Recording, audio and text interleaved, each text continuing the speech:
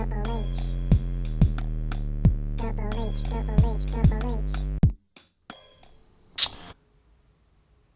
lot of stuff has gone down. A lot of stuff has gone down. This has to be ranked.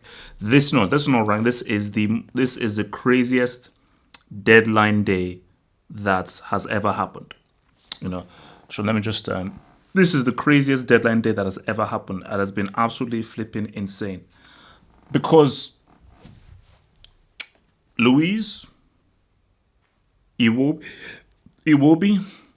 Lo Celso, Tierney, so many names have come through. Andy Carroll, if anyone cares. But I mean, we'll put a name on to one side. We'll put a name on to one side. But yeah, I need to give a shout out to everyone here in the live chats here. Welcome to the Harvard for Football Hots. Welcome to the live show where we bring you all of that good footballing goodness. Hopefully, for this hour, we will get in and break down all of the different things that have happened. So all of the different transfers, all of the different willings and dealings, and everything that has gone down because I was in the office today. I wanted to do this earlier on, but I was in the office today, and I was literally glued to Twitter. And when I'm just looking at all of the different deals that were being made on Twitter, I was like,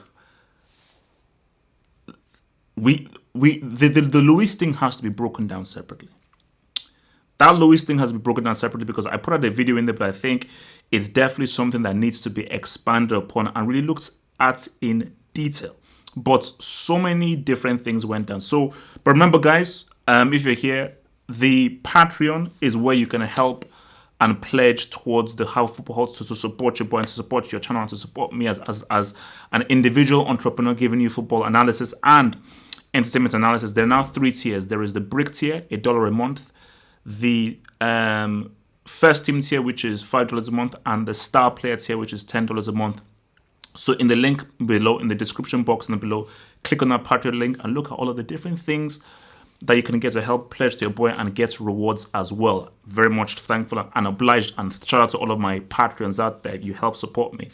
And also the Half of Football Hot Shop, new sizes are in. You can get small size, medium size, large size of the new Half of Football Hot merch as well. Just head to the website and head to the shop. So without further ado, let's us go to our first item on the list, and I think we have to create a little bit of a highlight here. Just bear with me. So David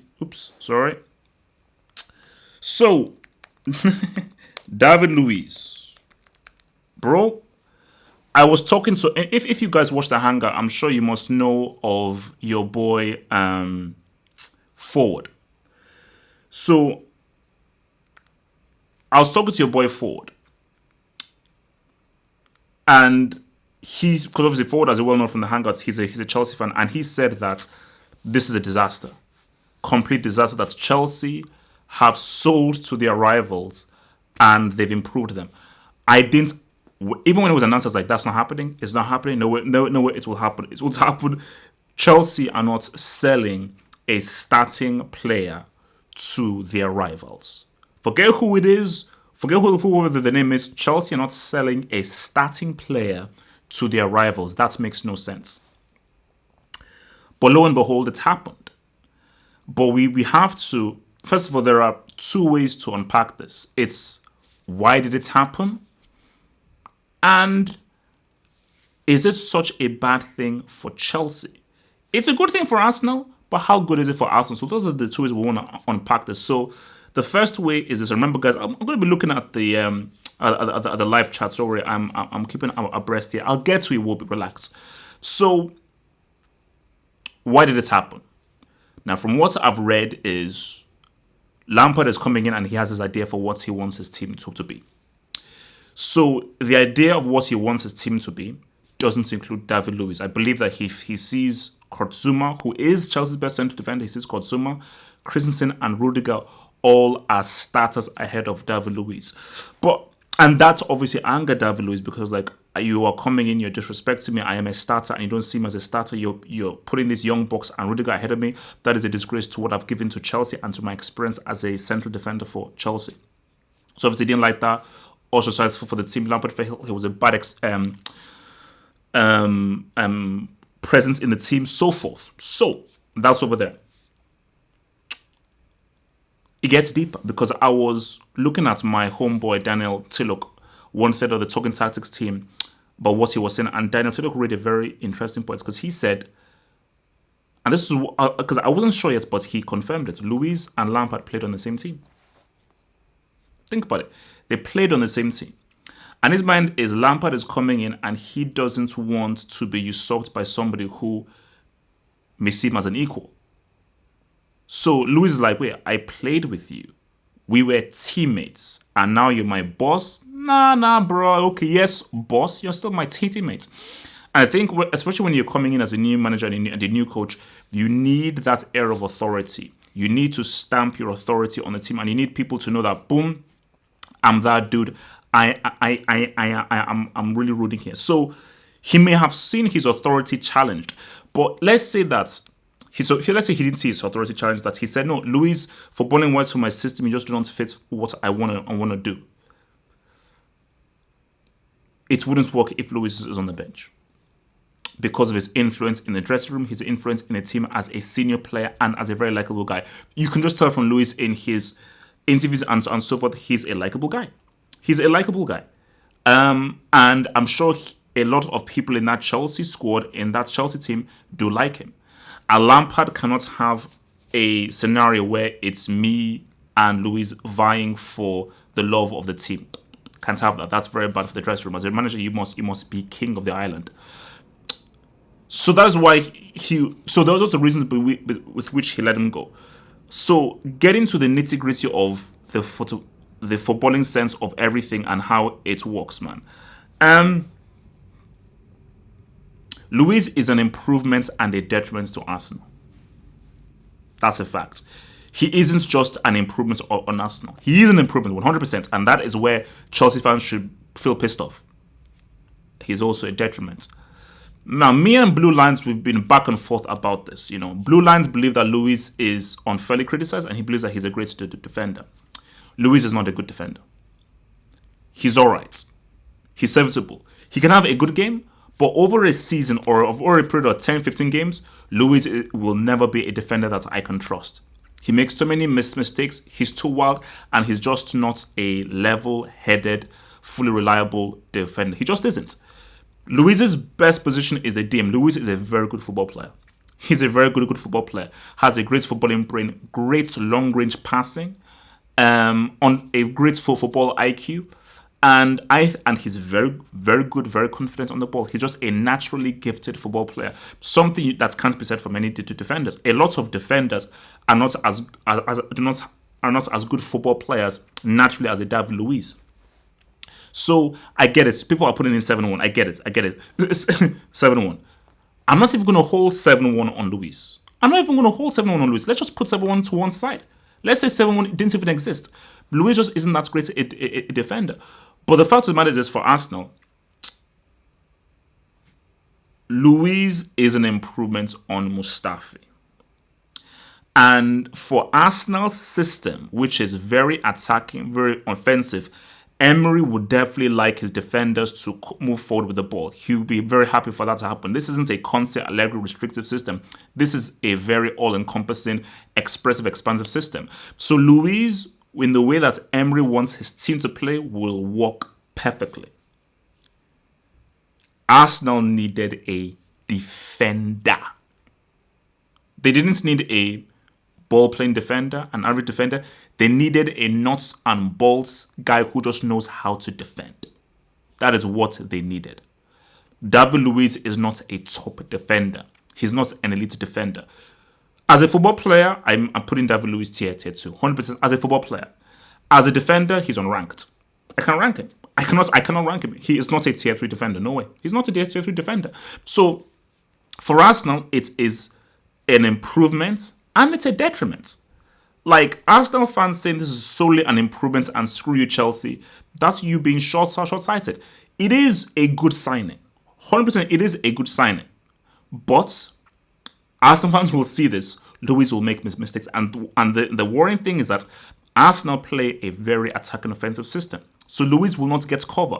Luiz won't even get the cover that Kante provided him, and Jorginho as well. He ain't going to get that cover. So you're going to be seeing Luiz having to do some real hardcore defending in isolated incidents. And as we well know, how Luiz can rush into tackles and make very rash tackles. So where Chelsea are concerned is this. It is a loss. Losing an experienced dude isn't great. And coming into Sunday, that match against Old Trafford, how has this affected the team? Willian is very close to Luiz. Willian is one of the senior players. And by taking out David Luiz, has that affected the psyche of the team? Who knows? We will never know this. But losing a senior player is never great. I cannot sit here and tell you that David Luiz is a better defender than Kotsuma. I can't do it. I'm not sure whether I can tell you that David Luiz is a better defender than Rudiger. There are times when Luiz is better than Rudiger. There are times when Rudiger is better than Luiz. Christensen is a defender who is growing. Christensen is a defender who is growing and who is constantly improving. So, Christensen has a greater upside than a 32-year-old David Luiz. So my thing for Chelsea is that it is a loss. It's not as major of a loss. If Chelsea, for some strange reason, sold Kante to Arsenal, end of the season, sack Lampard. If Chelsea sold Kante to Arsenal, end the season, forfeit everything, and give back your season ticket money because the season would be over. Chelsea would be fighting relegation. Without Kante, and if they sold Kante to Arsenal, Chelsea would be fighting relegation and there should be a riot. So, I just think that, people bro, it makes things very exciting. I'll keep it fully real with you. It makes things extremely exciting coming into the season right now. It makes things bloody exciting because when Arsenal play Chelsea, that's going to be because I was now reading that Chelsea fans are now giving 1-star reviews to David Luiz in his restaurant. Come on, guys, that's childish. That's childish because Chelsea fans, you can't be angry at David Luiz because people will say, "Oh, David Luiz, you should have moved to another club." If you've been told that you're no longer wanted in this first team club and Arsenal are coming in for you, and the key thing, you want to remain in London. I think for David Luiz, for whoever knows what his situation is, maybe he's like, I want to remain and stay in London. So you're going to begrudge a dude that wants to stay in London. So I think, for that reason, I just believe that, let's see how it plays out. But David Luiz for Arsenal, bro, I think I'm very interested to see how it plays out. It could be a great signing. And he could work superbly well for Arsenal. Or it could be Mustafi 2.0. It could very well be Mustafi 2.0. So that's just something that we pretty much just have to.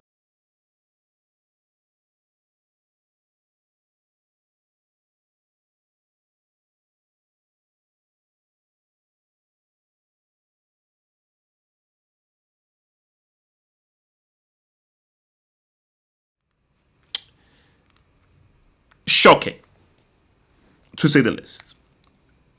Shocking, to say the least. I didn't see this coming.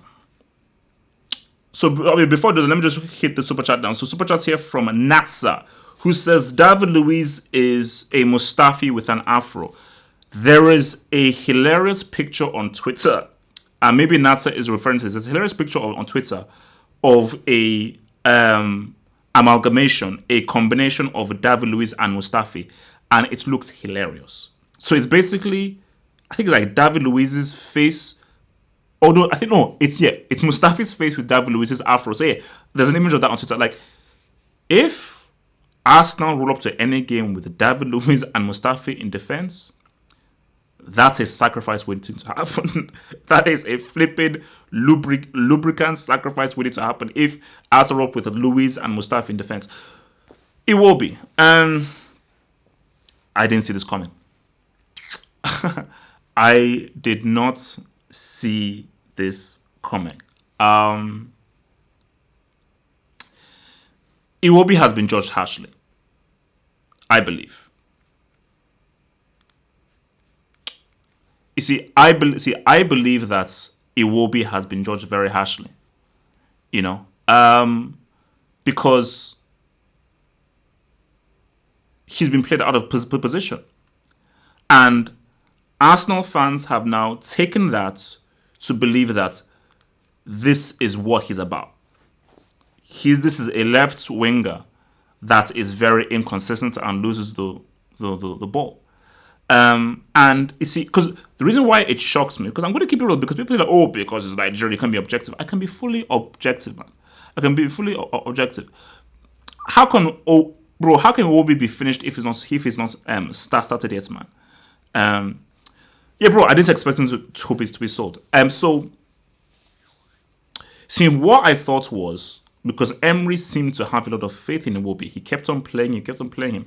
So what I thought would happen was he would pretty much keep faith with Iwobi, but maybe move him centrally. But the fact that he kept on playing him out wide left and never played him centrally, I think in Emery's mind was, you know what, I need to just find another left-sided player. So, but I thought that you'd either have a situation where he'd deputize for someone who is on the left, or there'd be games in which he'd be moved centrally, and Emery would sort of figure out that, no, his strongest position is being central. That's what I thought he'd figure out. So I think by him getting sold, bro, I didn't. That's shocking. That is shocking, because keeping it fully objective, Iwobi is not a great player. Okay, he's not the second coming of Okocha. His game is not that expansive. It's not that varied. He's not that adaptable. And he's very one-footed. He's very one-footed, and he can be slightly predictable in his game. And this is where management comes in and coaching comes in.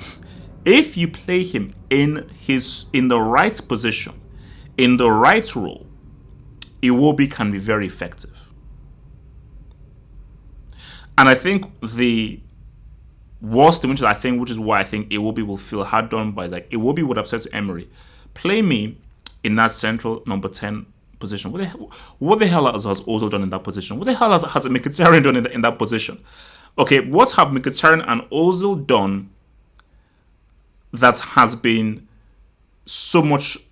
Okay, what has Mkhitaryan and Ozil done in that number 10 position to warrant you giving them so many flipping chances and not even giving me the same kind of opportunity to see whether I could do and perform far better than those two guys?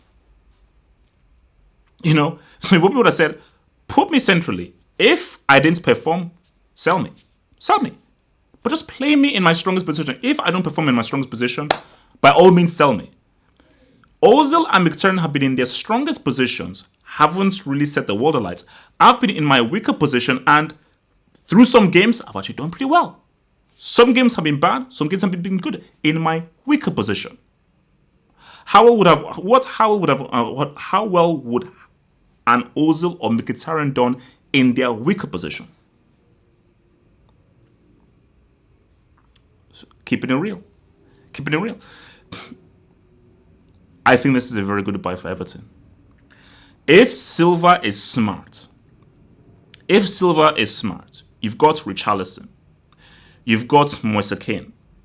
If you now put Iwobi in his strongest position centrally as a number 10 coming in, Everton look like a very exciting team. And I think for Sigurdsson,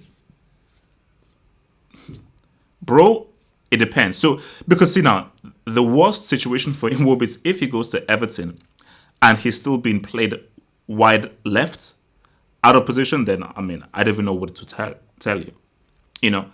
But if Iwobi go, because I think for Iwobi it's like, look, man, see, it's unfortunate because I know how much Iwobi loved Arsenal. I know how much he loved Arsenal. I know how much he loved being in London, and I know deep down he would be deeply disappointed about this. This would be extremely painful. Because he would have felt that I didn't deserve to get caught like this, you know. See, when I understand the Ozil situation because that's more complex with his wage and everything over Iwobi. Um, so and look, as Homeboy said, that was a pretty damn goal that he scored in the Europa League final. No, look, for Everton, it's a very good signing. As in, Everton had a very good window, a very nice window that Everton had, and I think them getting both Iwobi and Mosekin, I think that's good. I think that's a pretty damn good window. How well will Iwobi do at Everton depends on the role that he plays.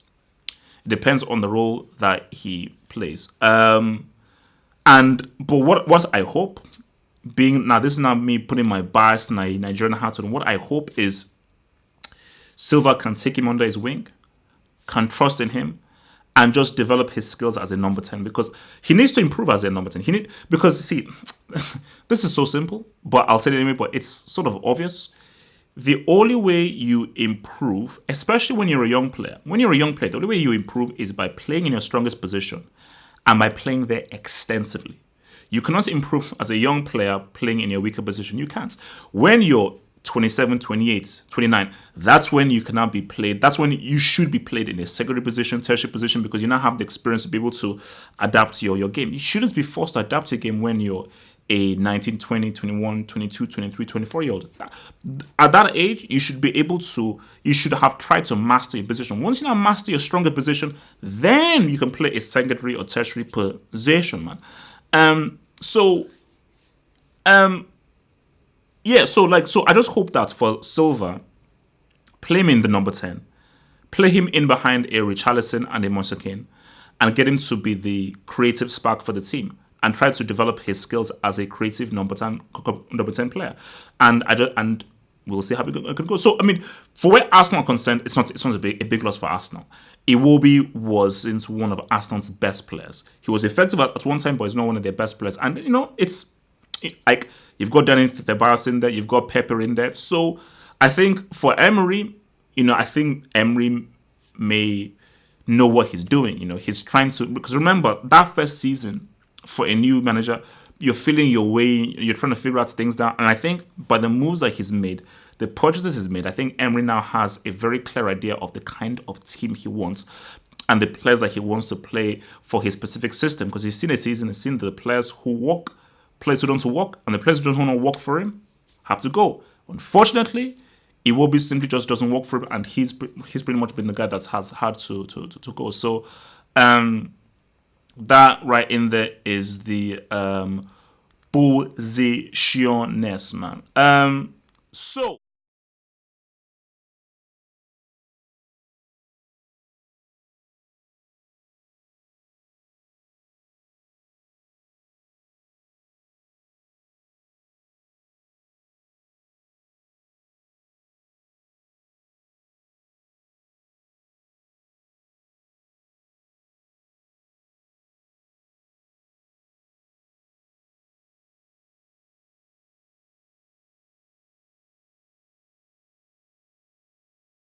idea, man, because it started off bad for them. Let's keep it real.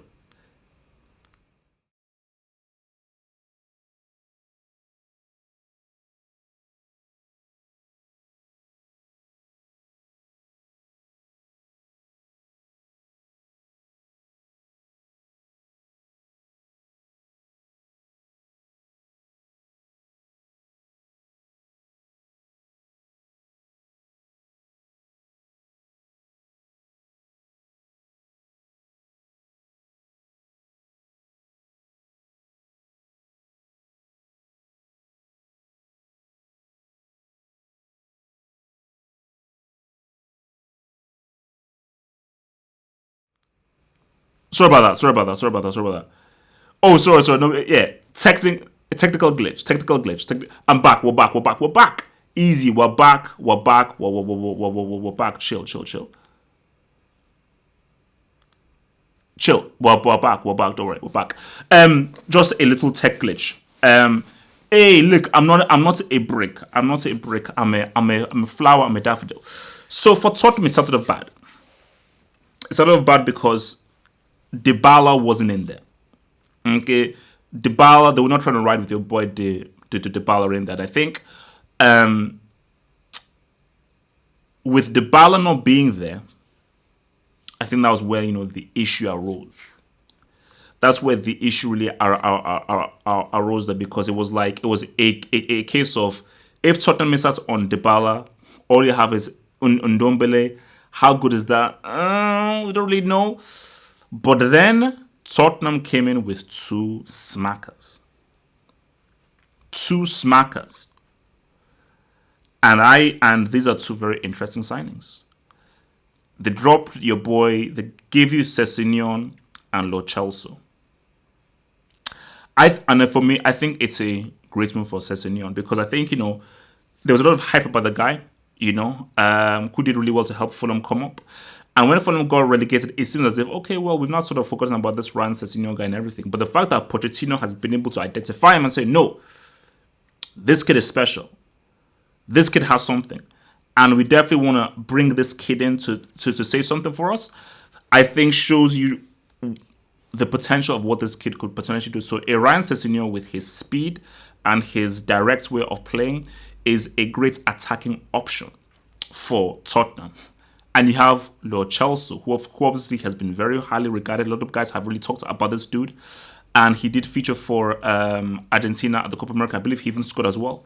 So those two signings coming in, with Ndombele in there, I think that makes for a damn good transfer window for Tottenham. Now the question is, how well can these guys fit into the Tottenham team? I'm not sure. My inkling is Sessegnon, I'm not sure. He's young. He's unproven, but there's talent there. So my thing is that if Pochettino can really unlock the talent, unlock the real magic within him, who knows? Maybe that dude can run, and maybe the other dude can do something special. But Lo Celso is what I find very interesting, because for me, Lamela hasn't really worked. And I think Tottenham, I wouldn't say like they're missing an attacking edge, but I think an extra attacking edge, someone with a different tact in attack would really help. I think Son is money. I think Lucas Moura is money. I think Dele Alli is overrated, and you get what you get with Harry Kane. He's a cold-blooded finisher. But I just think someone else in attack to give them something different ideas. And I think in Lo Celso, you've got a very technically gifted player who may bring some creative imagination to that attack. I think could definitely improve Tottenham. I think if he fits into the team, he works well. He works well with those players around him. I think Spurs could be looking at something very interesting indeed. I think they could be looking at something very interesting indeed, and I think that's something that they should really be looking towards. I think that's something that they should definitely be looking towards, because I think that's a guy that could really work. I really believe that that's a guy that could really work out for them. So for Tottenham, I think it's been a good window. Like, if Tottenham had sealed Dybala, it would have been one of the craziest. So if Tottenham had rolled up with, so they got Ndombele, Sessegnon, Lo Celso, and Dybala as well, that would have been too much. I don't know what went wrong with the Dybala thing, because I've been trying to read up, because one guy said, okay, it was image rights. Then someone said it was, because Juventus wanted a replacement for Dybala, and because they didn't get a replacement for Dybala, they pulled the plug of the deal. It seemed as if the deal went through. It seemed as if that Dybala deal went through. So, yeah, so for Tottenham, I mean, look, I've not seen Lo Celso extensively. I only saw him in the Copa America. So I don't know whether he's this individual who is just going to take Tottenham to the next degree. Because, I mean, for me, Dybala is a guy who I rate very highly. I've just not seen a lot of Lo Celso. So in my point of view, I think Dybala is a much better player than Lo Celso. But the key thing about it, and this is what I criticized Daniel Levy for and Tottenham for, is you have to always improve. You must keep buying. Every new season, especially if you're a top team, you must always bring in new players and new blood into the team, just to freshen things up and make things exciting.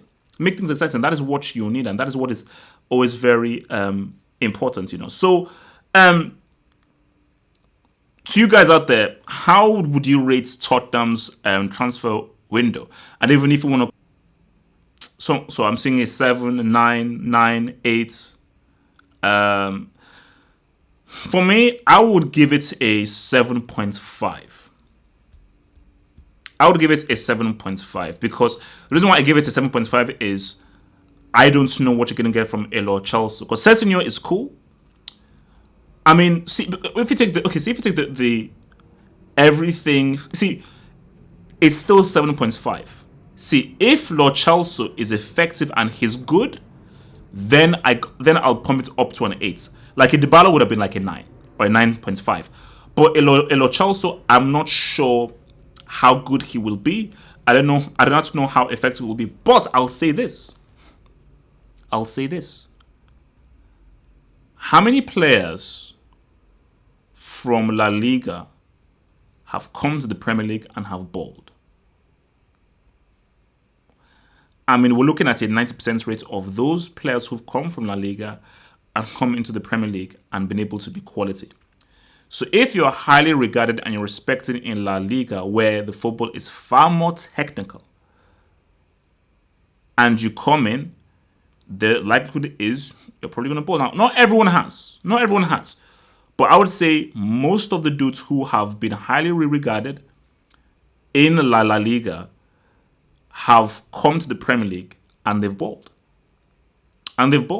So I'm very interested to see how Lo Celso can improve the team. But as I say for Tottenham, Sessignon, Undombele, Lo Celso, I think that's high. For me, I think that's high. So going up to the next topic right now, and this is an interesting one. This is an interesting one. The boy Ney. The boy Ney. Okay? The boy Ney. So, what we're hearing is this.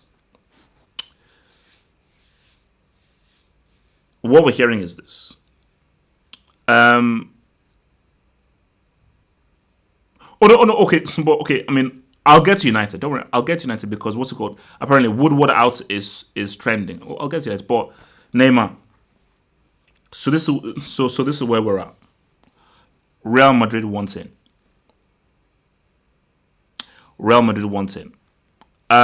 So Real Madrid have stopped their pursuit of Pogba. I'll get to United. Don't worry, I'll get to United. So Real Madrid have stopped their pursuit of Pogba. And by them doing that, they've now put their focus on Neymar. That's where they've put their focus right now. And the deal is this. 120 million euros plus Modric. That's the deal.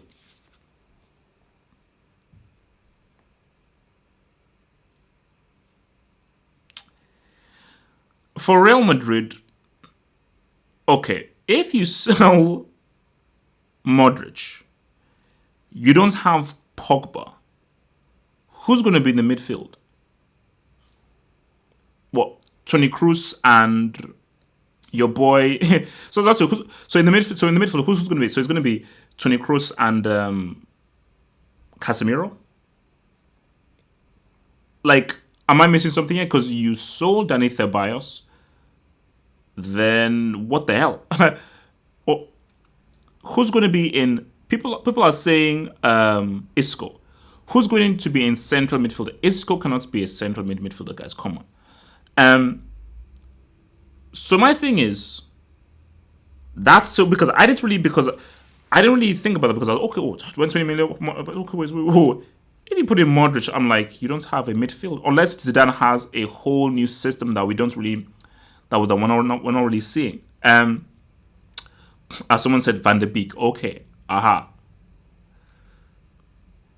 Interesting, but that's some huge shoes to fill. That's some huge shoes to fill. So if we're saying Van der Beek and okay, well, James is still there, so I suppose James, Van der Beek, Tony Cruz, it could work. It could work. It could work. So 120 mil for Modric, that's enticing. If I am PSG, I don't take that deal. I can't take that deal. If I'm PSG, I can't take that deal because 120 is nice. We'd want some more. We have Verratti, who is the best central midfielder in the world. So now, unless PSG are once more like, okay, we want both Modric and Verratti in the team, maybe. But my inkling is I don't think that PSG will take the deal, and I don't think it's an ideal deal for PSG now. The selfish dude in me, the footballing nerd in me, the footballing geek in me, I am begging PSG to take this deal. I'm begging them to take this deal. Because the notion of Neymar going, if Neymar goes to Real Madrid, I'll have some newfound respect for the guy. Because that's a bold, arrogant move. To almost go to Barcelona and talk about returning to Barcelona and to turn around and actually make a move to Real Madrid. And apparently his sister's birthday is in Madrid. Why that information is out there, I have no idea. To turn around and to go to Madrid, that takes balls. Now, nobody has bigger brass balls than Luis Figo. Because when Luis Figo went straight, Luis Figo said, boom. But if this goes down, it would be huge. I think it's a great notion. It's very exciting to learn about, but I don't think it's going to happen. That's just my 5 cents. I just don't believe it's going to happen. I hope it happens. I really do hope it happens. I mean, it would be bloody great if it happened, but I don't think it would happen, man. So we have to just see how it goes down, because the transfer window, obviously, for these Liga clubs, French clubs, I think might close sometime in September. So just have to just see how it goes down. But I mean, if Real Madrid can make that move, I think that would be one of the biggest signings in the market. Because the Neymar to PSG signing was huge. This would be bigger because of the different machinations and what it could mean for the upcoming La Liga season. That's the key thing. Of what it could mean for the upcoming La Liga season is what would make this particularly incredible.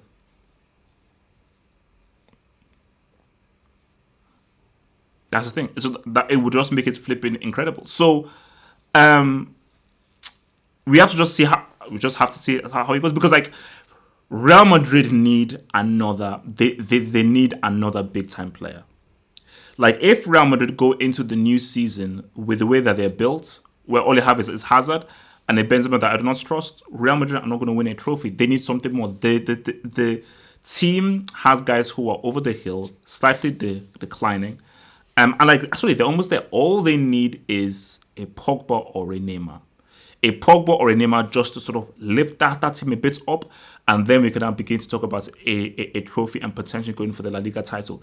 The way that Real Madrid are currently constructed, I only have eyes for Atletico and Barcelona. I'm sorry. And so can PSG survive without Neymar? You're putting a lot of weight on Mbappe and Cavani. You're putting a lot of weight on the shoulders of Mbappe and Cavani.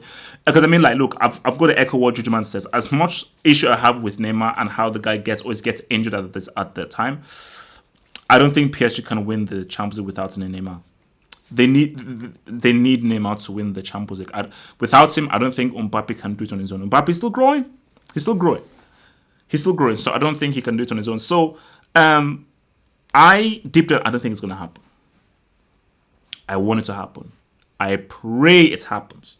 But we just have to monitor it and just see how that all goes down.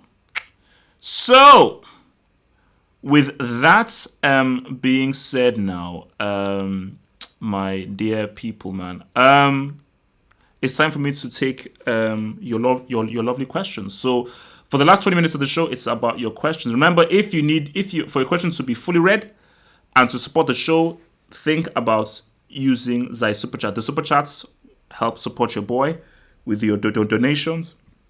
Those donations help keep the channel growing and help keep me growing alive. And yeah. So, and the super chats will always get priority read. So, super chats here from Ricky Rick. Ricky Rick, thank you very much for your super chats, dear sire. First of all, don't listen to Spanish newspapers. They're just pure crap. Real wants Mbappe plus Big Mac Zad and Ney's place in the same position. So, oh yeah, no, true. I mean, I think if you guys don't know, Mbappe won't sign a contract extension, and I think the long-term goal is for Real Madrid to eventually get Mbappe in the next 2 to 3 years. So I think Mbappe to Real Madrid is going to happen on the way down. So yeah, I said I just want Neymar to Real Madrid to happen, but I think it may just be a rumor and just papers talking. Personally, I just think it's going to be papers talking. Man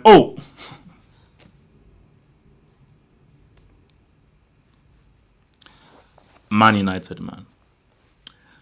Bro, we might have to call this guy's Boychester divider. So United are going to roll into the new season with Jerry Maguire and Daniel James, the white Usain Bolt, and Wan-Bissaka. So United want to convince me that they can get top 4 and challenge for the title and a trophy with Jerry Maguire, a guy whose forehead is bigger than the Grand Canyon, Wan-Bissaka, Crystal Palace, and the white Usain Bolt, Daniel James.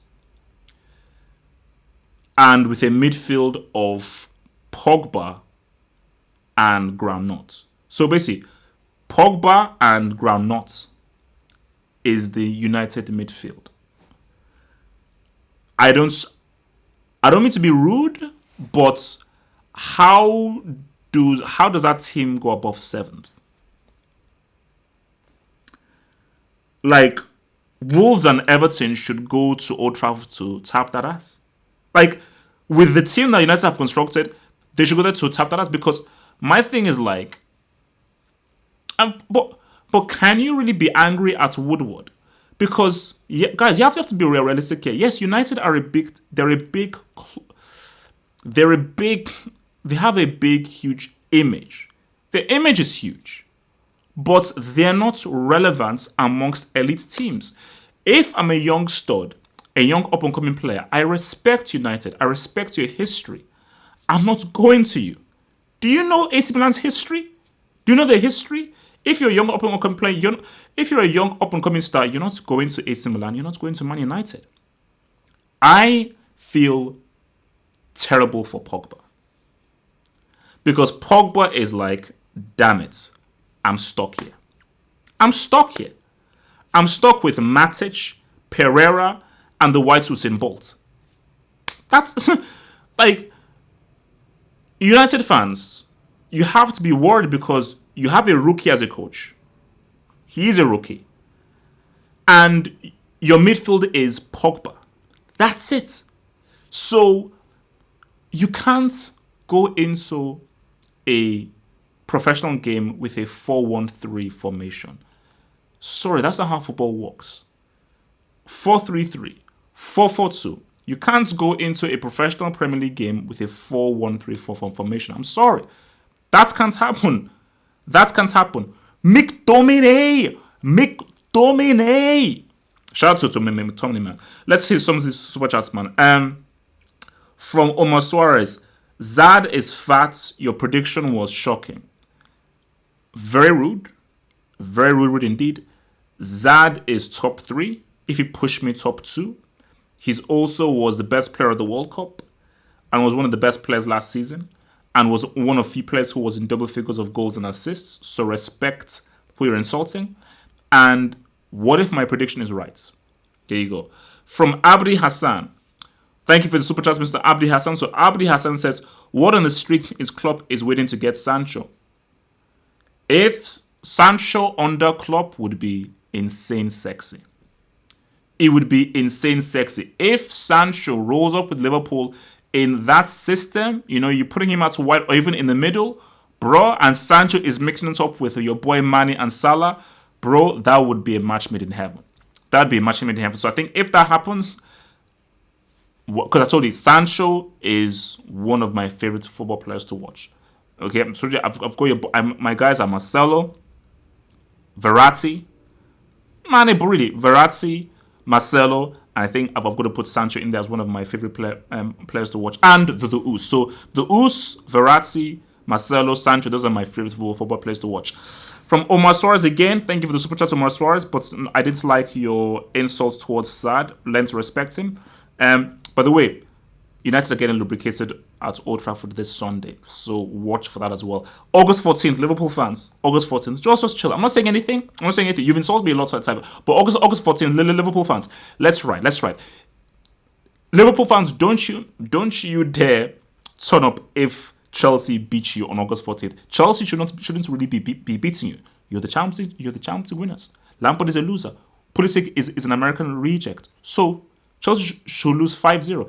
If Liverpool dare lose that game to Chelsea. Omar Suarez says United lost goals without a replacement. Can't blame Ole. I'm not blaming Ole, Omar, bro. All I'm saying is be very worried. Be very prepared because Ole is a rookie. Like, that's what he's a rookie coach. And as a rookie coach, you have to be very worried about how well you guys can do, because United need a steady hand and they need someone experienced to really lead them through. So look, man, I'm just keeping it real. I'm just keeping it real, man. Let's see what else you guys are saying, man. Yeah, bro, I try, man. Santos United 2020, man. Marcelo Ozad.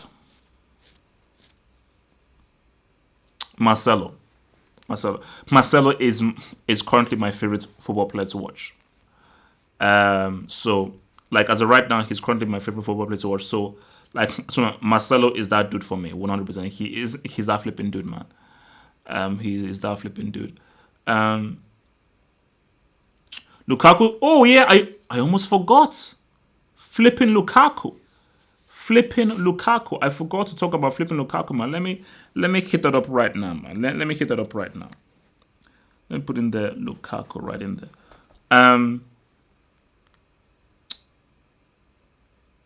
So Lukaku, man. Well. So Lukaku officially joins Inter Milan. Tims, as they call it. He can be Lukaku, that dude, but sometimes he can be Tims. So it depends what kind of dude that you're getting there. So how do I see this, man? United have taken a massive risk. And for me, I think Solskjaer has taken a massive gamble by letting Lukaku go, because do you know what Lukaku is? Lukaku is security. And when you're a rookie coach, you must always just have something to fall back on, a safety net. Because Lukaku is a safety net because he's a tried and tested goal scorer. We don't know what we're going to get from Martial. He's still young. Rashford is still young. He's still yet unproven to be that main starting striker you can rely upon. Lukaku has been proven to be a starting striker who has gotten G's, i.e. what he did for Everton, and he proved it internationally. So you now say you don't have Lukaku to lean upon. That's a huge move from Solskjaer. We'll see if he lives to regret it. As well know, Icardi is done at Inter Milan. It is what it is. Bridges have been burnt. Conte doesn't take any crap whatsoever. So wonder you ain't gonna shake your ass towards your boy Conte. The question is, can Lukaku work at Inter Milan? See, the thing about Lukaku is this: there is a really good striker there. And I have seen a really good striker there. And my thing about it is, Conte said he wanted him. See, the fear would be, let's say he joined Inter Milan and he was sort of forced upon Conte, or Conte was sort of like made a rash decision. Was like, okay, let's just get to Lukaku. I don't really want it, but let me just bring him in. But the fact that Conte wants him is Conte understands his game and knows how to get the best out of him. Because trust me, what Conte is a very, very smart manager. The best that Diego Costa has ever looked was under Antonio Conte.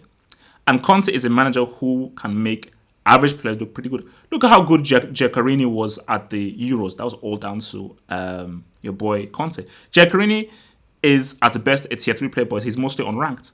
And he was looking like a tier 2 player when he was playing for Italy during the Euros. So I think for Conte and for Inter Milan, I think for what Conte is going to do is, I know his strengths, I know his weaknesses. I know his weaknesses. I'm not going to put him in positions where I need him to really have to do the crazy ball control, dribble past 2, 3, 4 guys and really be adept on the ball. What he wants is a finisher. Get him in position to finish. Get him to see the whites of the keepers guys and finish. Because what's made Lukaku what's even put Lukaku on the map was what he was doing on Everton on the counter-attack. And Conte is all about being efficient. Not overpassing, not being over sexy with the ball. It's all about how do we be efficient. Sorry, how do we be fully efficient? So you see, Icardi, it's tough because we actually had this conversation on the Hangouts. Who is better, Icardi or Lukaku? I believe that Icardi is the better footballer. I'd still say that. But I would say Lukaku is the better striker. See, I believe that Lukaku has a greater chance of giving you multiple 30-goal seasons than Icardi does. You know, I think Lukaku has the potential of getting 30 Gs in the Serie A. If the right team and systems around him, so put it this way, I think Icardi can get you goals in any system. I think Icardi is very adaptable and he can twist his game just to be in the right place at the right time just to get you that goal. Lukaku isn't like that. But if you put Icardi in his perfect system and Lukaku in the perfect system, Lukaku is going to get more goals than Icardi. So if Conte provides the perfect environment for Lukaku where let's hit guys on the counter-attack, let's give him that through ball. Give him the through ball and give him the pass into space on his left. And give him the ball in position where he just has to take one side step and just strike. Because he's a damn good striker of the ball and he knows how to finish. Lukaku knows how to finish. He's a very confident finisher. So will he succeed at Inter Milan? I can't make that decision yet. But I am intrigued. I am very, very intrigued.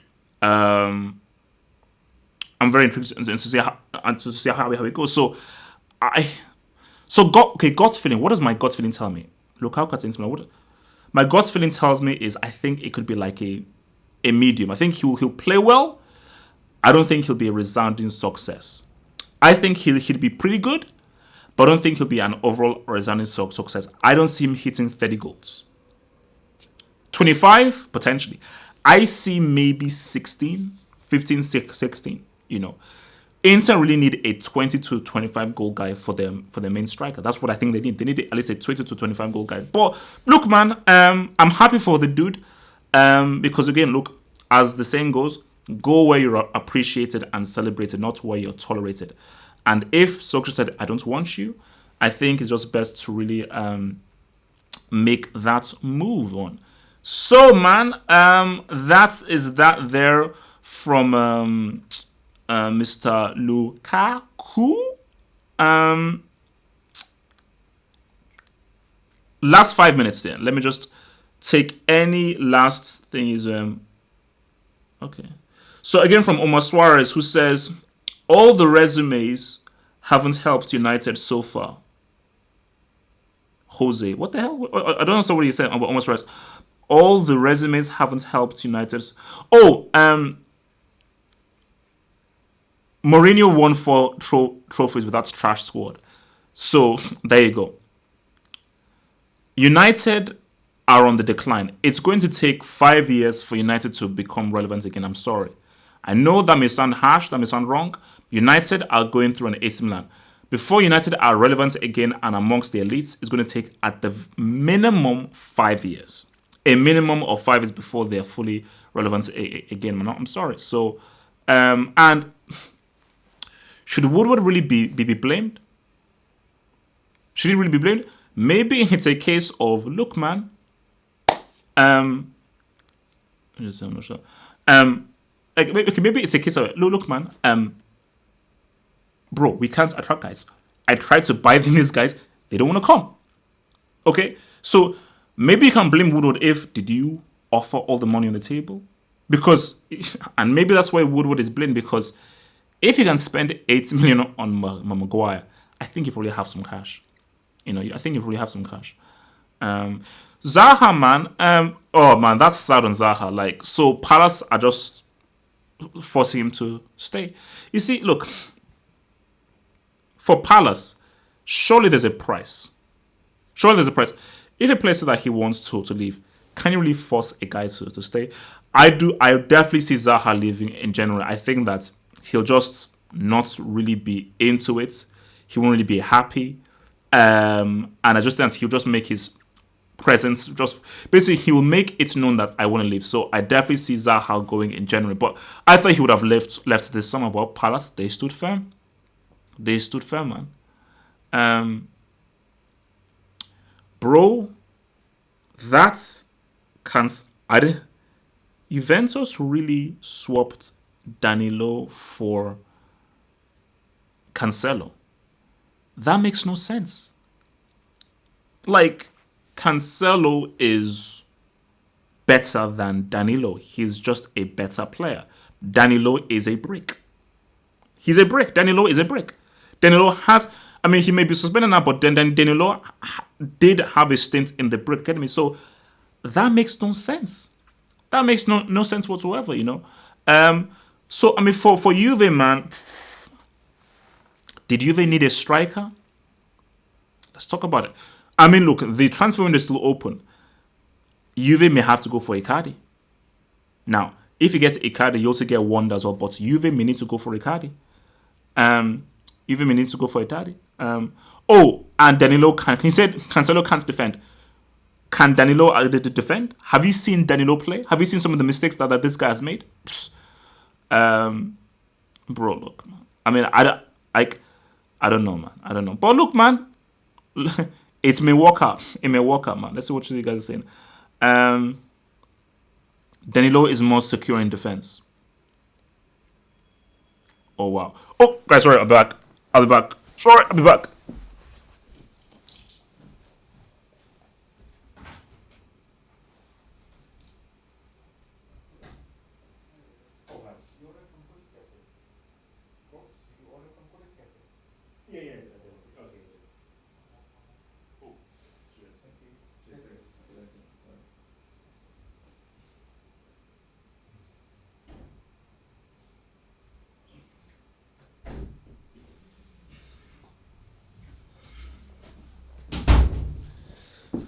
Oh, so that was your boy's meal, man. Your boy's meal.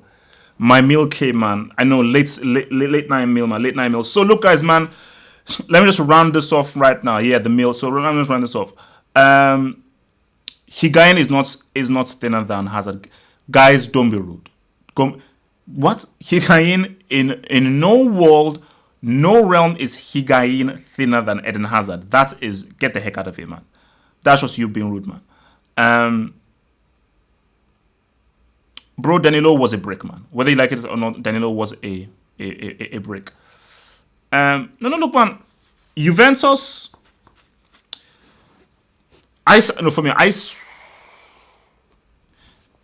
Inter, you may find maybe Inter win the Serie A, maybe Juve get that CL. Because remember, I just think Juve come in with a new man, so Aguero. Milito in 2010 was better than Aguero. Yep. What Milito did in 2010, Aguero didn't do because Milito was clutch beyond belief. Okay, Milito in 2010 did more than what dude was able to do. No, I mean basically, bro, like I have to wake up early tomorrow morning. I'm in the office, but tomorrow is Friday, so here, good. This is going to happen. So Friday, there's going to be a live chat of the Liverpool game. So Liverpool Norwich live chat is going to happen for Liverpool Norwich. That live chat is going to happen. I mean, I don't know whether I'll do a live chat or maybe a post match. I'm still going to decide. Actually, no. Liverpool Norwich, we're going to just pre-match will land maybe tomorrow. Then we're going to do a live post-match analysis of the Liverpool Norwich game. So a post-match analysis. After the post-match analysis of the Liverpool Norwich game, then I'll do my Twitch straight afterwards. So that's the plan. Pre-match analysis will drop on Liverpool Norwich. After the game, there's going to be a post-match analysis of the Liverpool Norwich game. Live post-match analysis. Then afterwards, I'm going to get back on my Twitch Prevo just to discuss things a bit more. So that is your Friday plan. So remember, guys, if you don't follow me on Twitch, head to the website havehopefootballhut.com. On the front page, click on the Twitch icon, and that's where you can follow me on my Twitch and follow me on my, and just do things. I'm currently on my Pro Evo Become a Legend. Remember, guys, in the link below, become a Patreon, pledge to your boy, support your boy, and gain access to some extra cool content from your boy. It's been swell. I am flipping starving. Stay good, stay swell. I will see you guys tomorrow for the post-match analysis live show of the Liverpool Norwich game. Peace out, stay true, and stay real. Peace out.